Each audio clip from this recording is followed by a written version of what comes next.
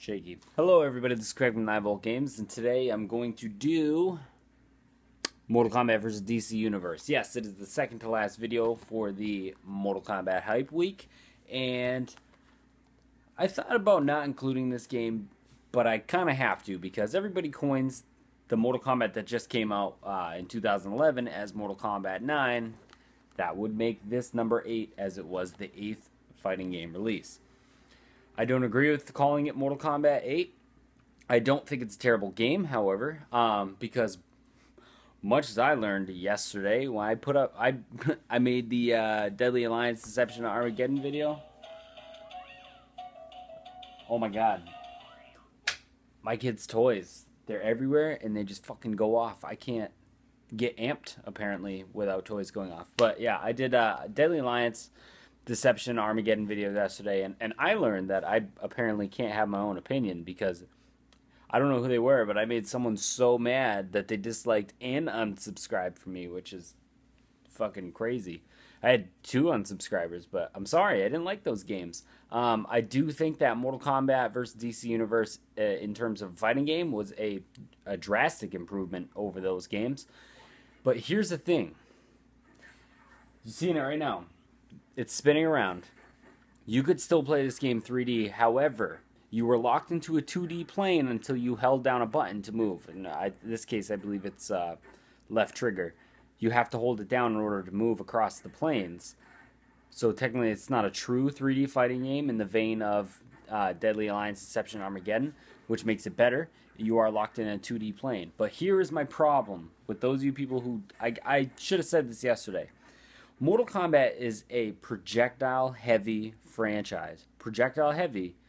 And what happens is those projectiles aren't like Shoryukens and stuff like that from Street Fighter. The projectiles in Mortal Kombat generally lead to a free hit or, in later games, opening for a combo string. You can't have a projectile and throw it unless you're extremely close to somebody in a 3D fighting game, because all they can do is step off the plane and your projectile's nullified. That was my one huge problem with this game. I know a lot of people's other huge problems was that the Mortal Kombat trademark violence was not in this game because DC would not allow it. That was not my problem with it, because at that point I had started becoming more appreciative of fighting games because the 3D ones turned me off so bad that I ended up going and, you know, living out my fighting game fantasies through Street Fighter, Guilty Gear, and King of Fighters. SVC Chaos was a huge one that I played. But, you know, so when I came back to this, I got a little upset when people were like, I don't like this game because the violence isn't there. I don't like this game because the fatalities aren't there. How come I can't rip off Superman's head? That's not the point. If you guys actually played the game, it wasn't actually a terrible fighting game. However, the fact that you could move across the 3D plane kind of killed it for me, because even the DC characters have trap moves. However, so, I mean, technically, yeah, that kind of killed it for me, but there were so many good things that came out of this, much like the 3D ones before. Like I said, I may not have liked them, like, put them in the top of the Mortal Kombat pile, but there were some great things that came out of it. And DC, this one, I kind of feel bad for because it got steamrolled. It was the last Mortal Kombat that came out from Midway. Midway was like on its way fucking tumbling down at the time. But what happened is Ed Boon and Co. made this game. They made a rapport with WB, who owns DC. So when Midway fell apart, WB bought out Ed Boon's team in Mortal Kombat and made NetherRealm Studios, because they've already built a rapport with them, working with them previously. What I think really happened is that they bought them, and knowing, I knew this also, this is one reason I wasn't super upset about the violence, you know, being gone, the fatalities really being gone from this game, is because I paid attention online, and I knew that they were working on Mortal Kombat 9 while they were at the end of the cycle for Mortal Kombat versus DC Universe. I know they were working on Mortal Kombat 9 since they were at Midway. I think that WB knew that they were onto something with Mortal Kombat 9. They were heading back in a good direction, so they bought them. On top of that, I'm pretty sure, since WB owns DC, said, you know what, Mortal Kombat versus DC is never going to happen again. However, why don't you take DC and do something with it? And they had people from DC actually write the story for Injustice. So I do believe this was a good step towards making Mortal Kombat what it is today. This huge deal, and back to being a huge deal, and Injustice, which in the tournament scene is actually a fucking huge deal too. So a lot of good things came out of this game, ladies and gentlemen. It may not have been your cup of tea because it was missing the trademarks that was Mortal Kombat. And to me, DC is lame, and there was a lot of missed opportunities with this game, but some great things, great things have come out of it. Like 50%, wow, that's really bright. 50% of the reason I'm doing this Hype Week is because of things that came out of this game. Now, missed opportunities, let's talk about that. It says DC Universe. It doesn't say Mortal Kombat versus Justice League.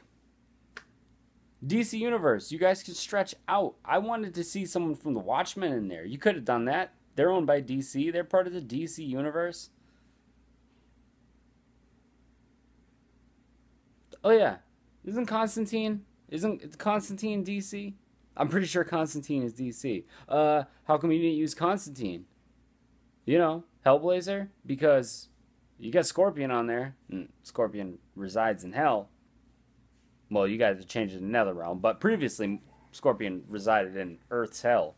So you guys missed out on some shit. There was some really bad matchups to me. And from the Mortal Kombat side, there's no Reptile. No Reptile. You put Kano in there, and I know Kano's an original, but you put Kano in there and no Reptile. You put Baraka and no Reptile. You had every original character, and you didn't put Reptile in there. He was the secret character of the original game. Anyways, there was supposed to be DLC. Quan Chi, I do believe they said Quan Chi was supposed to be a DLC character, but oh yeah, maybe I did actually read something about Rorschach being a potential DLC character, but he wouldn't have fit because they made it all fucking Justice League. But I'm gonna play a little bit of it, and there was a couple things in there that got brought up, namely Scorpion. I'm going to actually just show you while I say this, because I'll keep this video shorter. Mortal Kombat versus DC Universe. A lot of the things that you would see in this game that I didn't even notice till I went back to start playing it again was, obviously, since it's on the Unreal Engine, and Mortal Kombat 9 is on the Unreal 3 engine as well, a lot of the character models in this are kind of the same too. Mortal Kombat 9. I just burped. The same in Mortal Kombat 9. They're just polished up in Mortal Kombat 9. Like, Scorpion looks pretty identical. Sub-Zero looks identical. Shang Tsung looks identical. Baraka, Kano. They all, and Raiden. They all look the same. Sonya, Katana, Liu Kang, and Jax ended up, getting overhauls. But that's good because they look kind of corny. But we'll use Scorpion. We'll turn up this volume. And what they also did in this game is they started a more fluid combo system that we ended up seeing in 9. The characters don't play the same as 9, but it was starting there.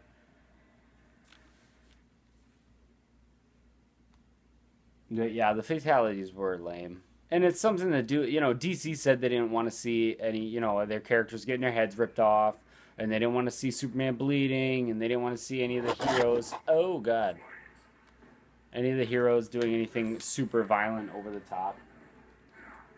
I forgot about that. You can grapple somebody in.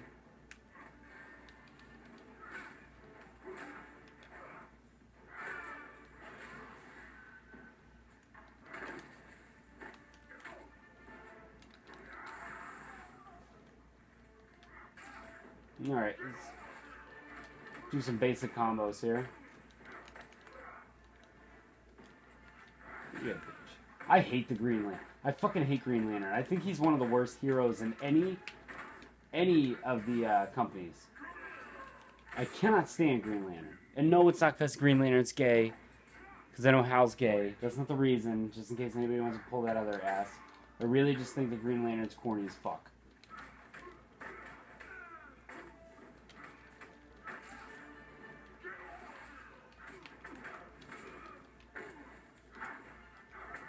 Oh, you got the rage? I got the rage. I forgot meters really started here too. I got it too, bitch. See? You can just roll right out. And if you're playing against another skilled player, that's all you're going to do. Oh, God. Now I have to do another match because I didn't pull off the corny fatality. Yeah, I'm going to have to do it. So, I mean, all in all, it's not a truly terrible game. My one huge complaint, and the thing that got me to stop playing it was, I got Dan to play this. And even he agreed with me. If they had just taken it off of the ability to let you walk around the plane, the 3D planes, I'll show you. It's ridiculous.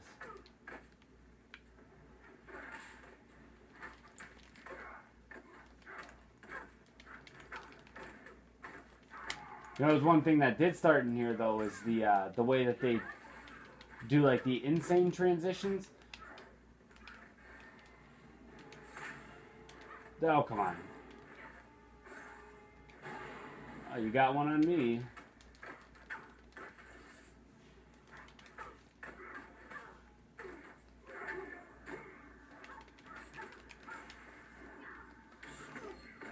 Get out of here.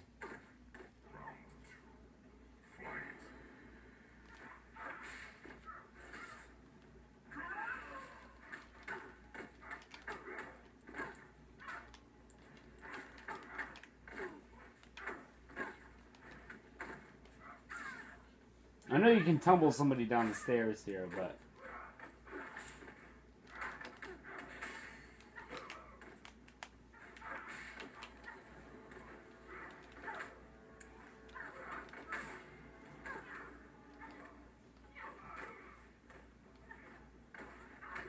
Alright.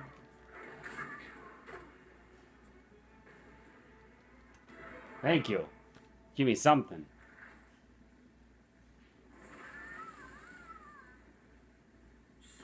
Believe it or not, that is actually one of the more brutal ones because their body is completely charred and they are clearly dead. Whereas the other ones, they didn't want any kind of super violence against their characters. So, like I said, it's not a truly terrible game in the sense that I think it's a better actual fighting game than Deadly Alliance and Deception and Armageddon. However, they tried to combine two universes that should never be combined together. It's not like it'll never mesh as well as Marvel vs. Capcom. DC is too weird, and Mortal Kombat is too far to one extreme to be mixed with any other company. No joke. Really think about it.